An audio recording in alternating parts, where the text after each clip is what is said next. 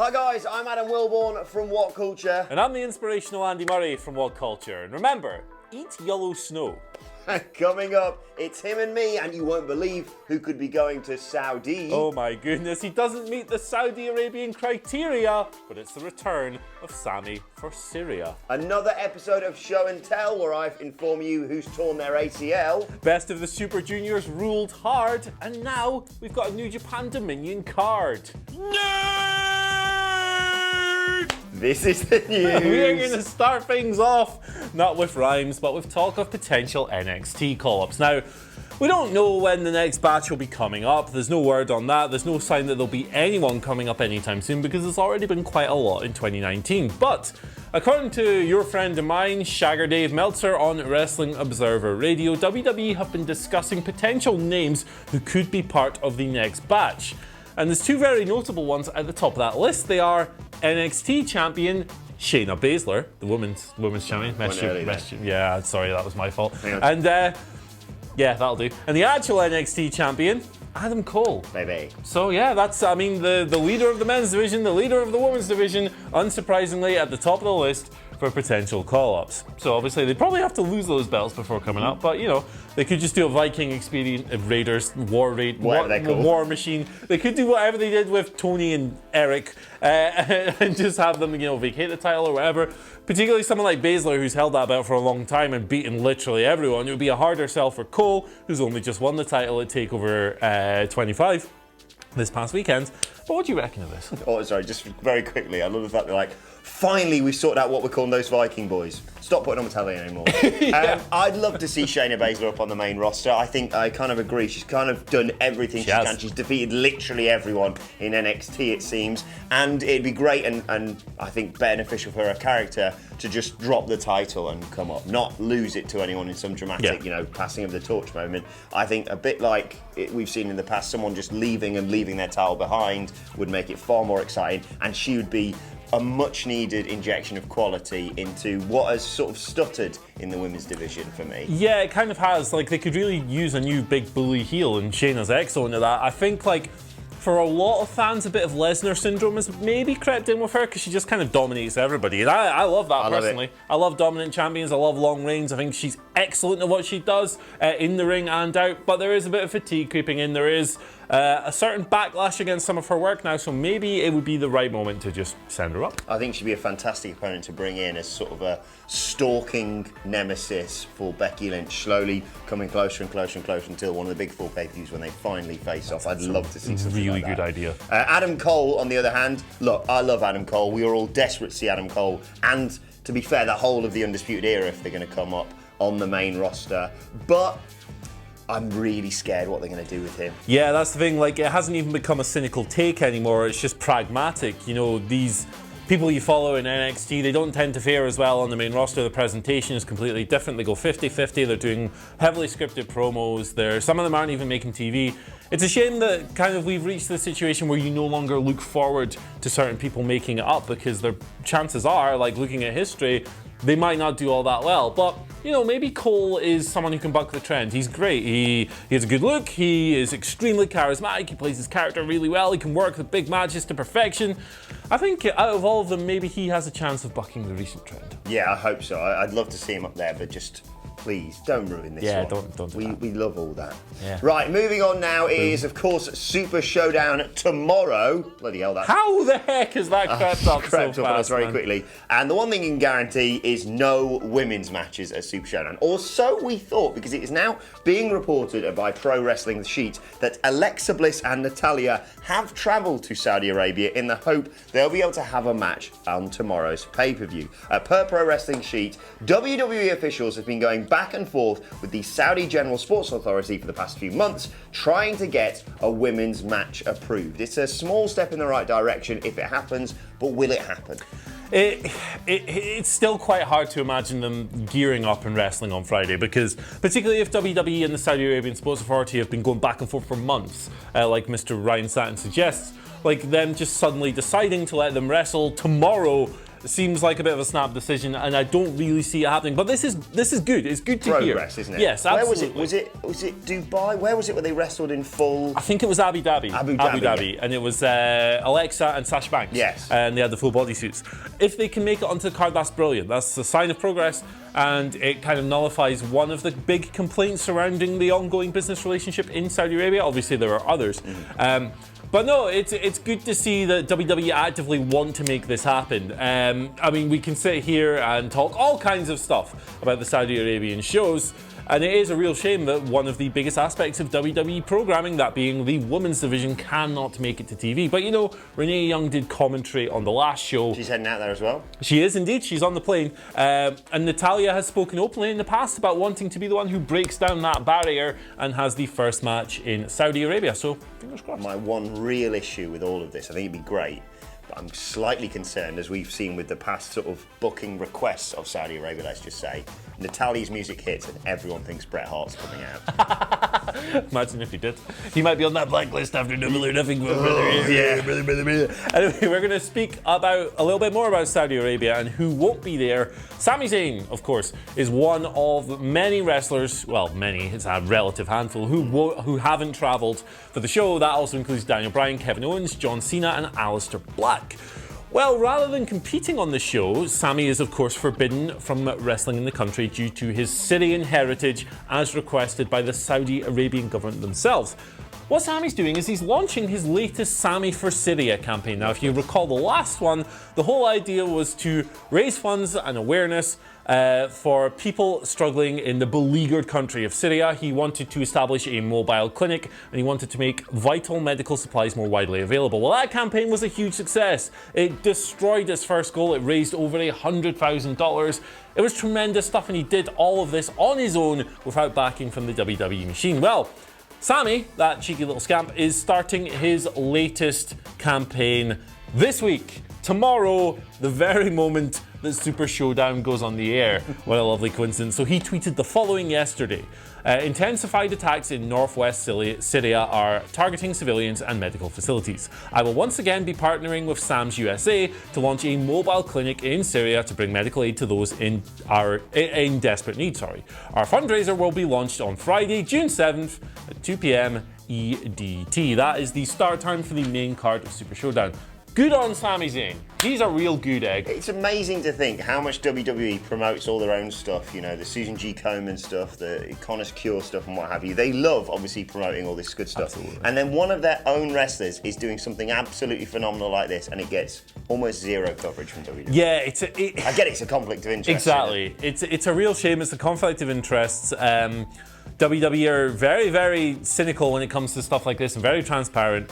It just makes you wonder how much Sami could have raised if it was publicised, but WWE or WWE, they're going to do WWE things. Just good on Sami for going out of his way, for potentially sticking his neck on the line with his employers by doing something like this, raising awareness, doing loads of good work. He's just a really good guy by all accounts. If they're not going to publicise it, we'll publicise it. Go and support him. It launches tomorrow. It's a fantastic cause, and you can do a world of good for a place that is really struggling right now, as Sami says. Moving on, some disappointing news now for one of my favourite female wrestlers, possibly ever, actually. The Carvery. Mickie James has confirmed that unfortunately she needs surgery for a torn ACL. Of course, she's been off our screens for a while. She's been sort of campaigning to get back in and around, well, TV and a title picture. But yes, unfortunately, she's suffered a torn ACL and is going to need to go away and have surgery on that. Disappointing news. Yeah, it's a real shame. So she took to Instagram Live, I believe it was, yesterday to say, yeah, I'll be going away for a while. I hope to recover all this stuff. She was wrestling Carmella on a house show this past weekend. Interestingly, it was her first match since the WrestleMania Battle Royal, including live events. It was also her first singles match since January.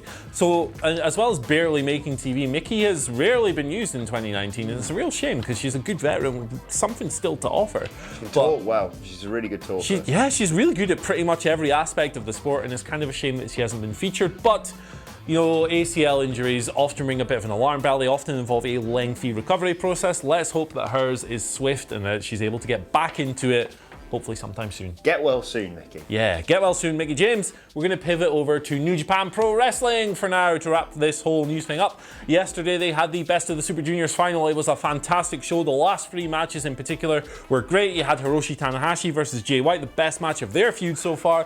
You had Jon Moxley's first match since leaving WWE. He defeated Juice Robinson in an awesome brawl to become IWGP United States Heavyweight Champion. And then you had the tournament final. Shingo Takagi, one of my favourite wrestlers of all time, facing it off against Will Ospreay. Great match, great main event. Ospreay won. He won Best of the Super Juniors for the second time in 3 years. Anyway, New Japan's moving thick and fast. We had that finals yesterday. We have Dominion 6-9 from Osaka Joe Hall this Sunday morning, and they have released the full card for what is usually the second or third biggest show of the year, and I've got it right here. So I'll just run through a few highlights. You've got Jon Moxley in singles match action in the opener against Young Lion Shota Umino. That is going to be an absolute battering. You have Will Ospreay challenging IWGP Junior Heavyweight Champion Dragon Lee. You have Kota Ibushi and Tetsuya Naito for the IWGP Intercontinental title. A rematch of 2 epic matches they have had this year, including one that we were lucky enough to see in the flesh at the G1 Supercard in MSG. And finally, the main event, Kazuchika Okada versus Chris Jericho for the big belt, the IWGP Heavyweight title.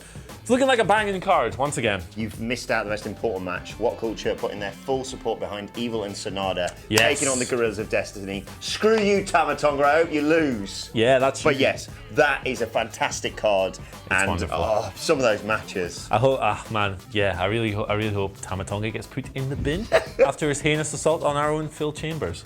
Cowardly. Could you? Yeah. But yes, absolutely fantastic. Cannot wait for that on Sunday. Yeah. Right, let's move on to today's Twitter questions. Don't forget you can tweet them to us at WhatCulture WWE. Some good ones today. Bangers. First one comes from Marty J, who says, do you think the Jon Moxley move will have the same game-changing impact as the Outsiders to the WCW? Or will that be better determined by Moxley's overall push? Yeah, it's a tough comparison to make, I think, because Nash and Hall were like, I've loved Jon Moxley so far, so I'm not trying to diminish him in any way, but Nash and Hall were bigger stars. They just were. Moxley was a big deal for WWE for a while. He kind of fell down the pecking order a little bit, but he was still in the spotlight. He was still a name. He was still someone that the fans really loved. I don't see it having that level of impact, really. I would love it if it did, and I think he will be handled very strongly. Yesterday's match was phenomenal, and he cut an awesome promo on the Road to Fighter Fest video that was uploaded to YouTube yesterday. If you've not seen that, check it out. You say it was his best match you've ever seen? I legitimately think it's my favourite match ever. Like Ambrose match, Moxley match, whatever, ever. I rewatched the AJ Styles TLC match the other day, after the show, just to kind of make sure I wasn't being an idiot, and I honestly think I prefer the New Japan match. It was phenomenal. Yeah, fair play. I think it's going to have a major impact, and I hope people look at what's happened to him and they start potentially making moves, and that will hopefully, as we can consistently keep saying, buck WWE's ideas up. You can't just throw money at this problem anymore. Bubba Dub with the second question of today. Nice. Who says, well, it actually relates to our news. Do you think they dropped the ball by not calling Shayna up directly after WrestleMania to feed into the momentum Becky had going with Ronda? It seems like they killed it by having a feud with a very green Lacey instead. #push. Yeah, no, I think there's definitely something to that. If Shayna had lost the belt at WrestleMania weekend, she could have come up. She would have been a much more compelling feud than Lacey Evans, I think. Like, I'm not going to go in on Lacey Evans. I think she's done some good work throughout this feud. I think she has improved a lot. I think that she has tried very hard, and that the match they had was actually pretty decent. I thought Becky versus Lacey at Money in the Bank was a decent little match. Yeah. But perhaps she's not ready for this spotlight. She is very young into her career. She's only been wrestling a few years. She was hot-shotted to the main roster without really doing all that much in NXT. It was a little bit ahead of time. So not to kind of shoot on Lacey Evans, I think she's done a very good job and she's improving very quickly, and that someday she can be the wrestler WWE want her to be, or the performer, that top-level wrestler. But Shayna would have been much more compelling, wouldn't she? I think whenever Shayna comes up, and hopefully as long as you've got someone, whether it be, maybe it's Bayley. Either them, Bayley or Becky, if she starts coming after them and just choking people out with that gum shield and the mad stare that she has. Her versus Bayley could be spectacular. Absolutely. Right, final question today, and possibly the hardest question you've ever had to answer on the news. Oh my goodness. It's from Bill Jackson. He's called it, it's his. Tweeted it, hashtag Poosh, hashtag Twitter question of the day, and he's nailed it on the head. It's Twitter question of the year. Whoa. Who has the better gimmick, R-Truth or Orange Cassidy? Oh no, don't do this to me, man. Oh, it's like, which one of your children would you like to be put down? That's what you're asking here. Man, that is so tough. Because R-Truth is about the only guy in WWE who can actually make their comedy writing work. The guy, and like for that, the guy deserves like incredible praise. He's a Hall of Famer for that alone. He's actually funny. Orange Cassidy is incredible as well. Like the lazy slow motion stuff, the hands in the pockets, the shades. There was a brilliant, I think it was a Canadian Destroyer we were looking at yesterday, wasn't it? A Beyond Wrestling event, like the slow motion. It's incredible. There's a great match with him and Kylie Ray from a recent Beyond show on YouTube at the moment that everyone should check out as well. He was loads of fun in that Battle Royal. But because I've been following R-Truth for a long time and he has a bigger body of work that I know of, I've got to go with. I'm going to go R-Truth as well. Like, I love Orange Cassidy. I'm relatively new to it, so maybe that's why I enjoy it more at the moment. But I feel like R-Truth has battled through everything. Like you say, has made the writing work, which not very, very, very few people can do. And also, his social media game is very underrated as well. People need to get on that. He was tweeting about how it's been 24 hours and 7 minutes and how it's really tough to defend a 24/7 championship. He's brilliant. Hanging out on the golf course. Both of them are fantastic. I love them both. Imagine a feud.